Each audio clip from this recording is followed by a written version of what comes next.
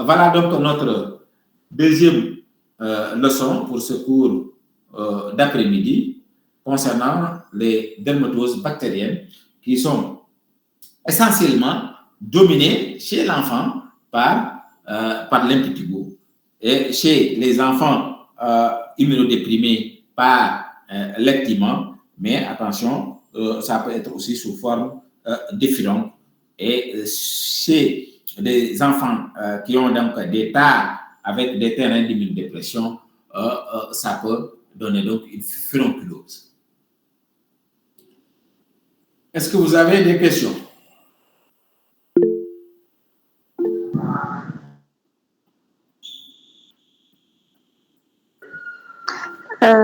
Oui, professeur, merci pour la présentation.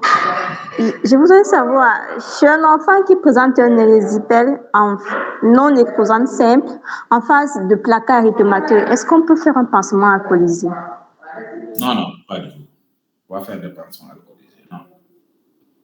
Mettez simplement sous antibiotiques par voie générale et sous antalgique. Antibiothérapie antalgique seulement.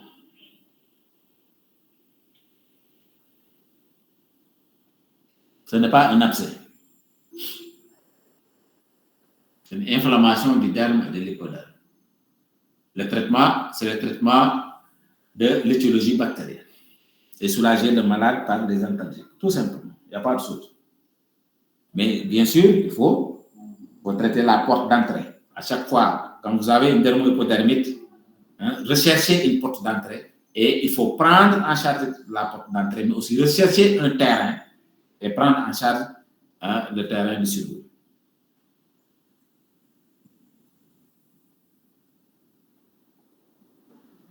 Merci.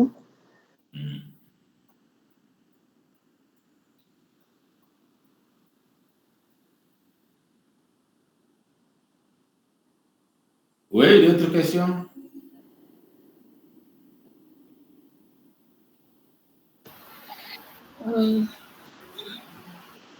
Oui, Christelle. Bonsoir, professeur. Merci pour la présentation. J'avais une question en rapport avec la cellulite. Est-ce qu'on peut toujours la considérer comme une dermo-hypodermique bactérienne non nécrosante ou bien c'est une autre entité? Vous savez, la cellulite, c'est un peu compliqué. Il n'y a pas de consensus entre les anglophones et les francophones. Et c'est surtout les anglophones qui utilisent le terme cellulitis. Si vous lisez beaucoup la littérature anglaise, ils utilisent le terme de cellulitis. Donc, on préfère utiliser dermohypodermite bactérienne. Tous les érysipèles qu'on retrouve au niveau de la face, les anglophones parlent de cellulitis. Maintenant, il y a autre chose. C'est-à-dire, quand, par exemple, c'est une complication par voie interne. Par exemple, un malade qui a une carie dentaire, par exemple,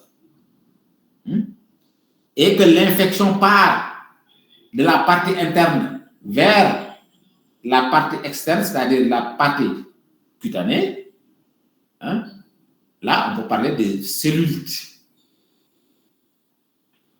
Il y a une petite nuance, quoi. Là, ça vient, le foyer vient de l'interne, vient de l'intérieur et part vers l'extérieur. Là, on peut parler de cellulite. Mais sinon, si vous avez une porte d'entrée cutanée, ce n'est pas une cellulite, c'est une dermohypodermite bactérienne. Et la forme staphylococcique qui découle du front est appelée staphylococcique maligne de la face. Là, c'est une appellation particulière.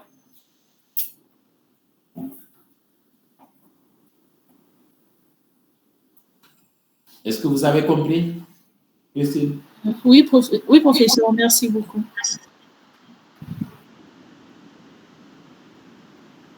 D'autres questions? C'est bon? Donc, Madame la déléguée, il faut m'envoyer votre email pour le support. D'accord, professeur, d'accord. OK. Bon, donc, au revoir, à la prochaine.